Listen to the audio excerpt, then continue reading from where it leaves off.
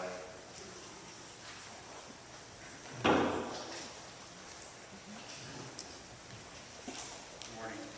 Morning. Living generously, the theme of this year's stewardship campaign, carries with it a lot of warm and fuzzy feelings, giving of gifts, occasional extending of the hands and embrace. Indeed, this is how we should introduce the concept to our children, the idea of a community coming together as one.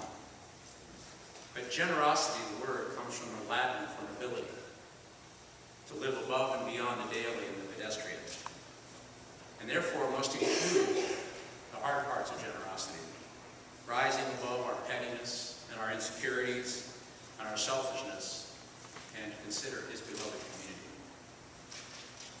Jesus spoke of nobility, a generosity beyond merely living in this world, in the behavior of the widow who put her last 2 copper coins in the plate.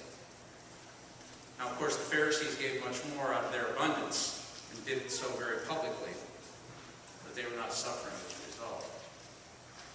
This was a trite and well-torn, full story that didn't mean a lot to me for many years.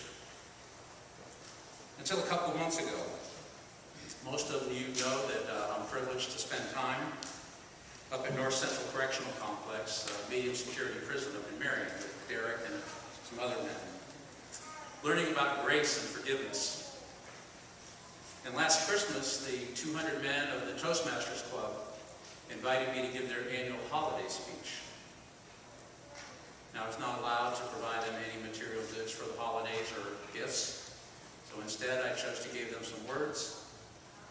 And I was honored to do so, and I told them that about patients at Nationwide Children's Hospital where I work, and about the inspiration that both the prisoners and the children have been to me over the years, and how the faith of the prisoners has been an inspiration and guided me in many things I do, and revealed God's love through their actions in ways that are often invisible to the men themselves.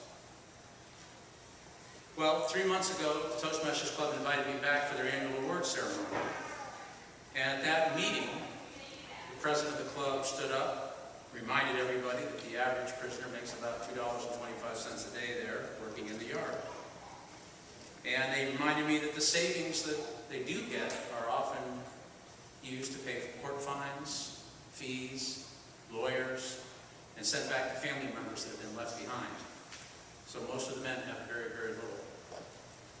Nevertheless, these men surprised me with a giant cardboard check unveiled, made out to Nationwide Children's Hospital Cancer Center for $1,700, donated to the hospital. This represented a huge portion of their earnings and savings, and it was given to sick children they will never meet. It was immensely humbling, and I struggled to find words at that time, and I still do, to say how important that was to see such a gift. Generosity is not about warmth and reward. It's a nobility of the spirit, living and giving from a place of faith. These prisoners of NCC showed me how very real and meaningful giving to others can be, especially when given from a faith that does not care about status, or reward, or even gratitude. It will take me many more years to learn the generosity of these men and the widow, but I pray I become like them every day. My wife Andrea and I have been given too much, and it constitutes a great temptation, in my opinion. We've often struggled in our faith journey, treating others as we want to be treated. We struggle with how much to give each year, how to divide it up among all the worthy causes, how much we care about the individual people in these causes, and whether the money we donate will be used in a way that we think is best employed for God's work.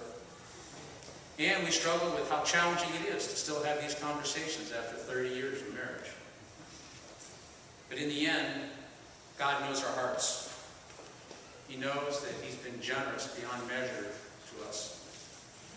He knows that every penny of our money and every minute of our time is not ours, it's His. And that we're only borrowing. I hope you'll join me in reflecting on the generosity of the prisoners as you ponder your stewardship this year.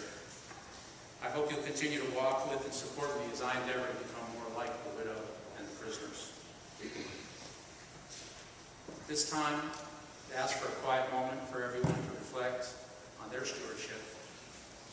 I ask you to notice that there are pledge cards in the aisle and also in the back. And if you feel so moved to fill out a pledge card, and as the song starts, please bring forward the pledge and fold it in half and put it in the alms basket.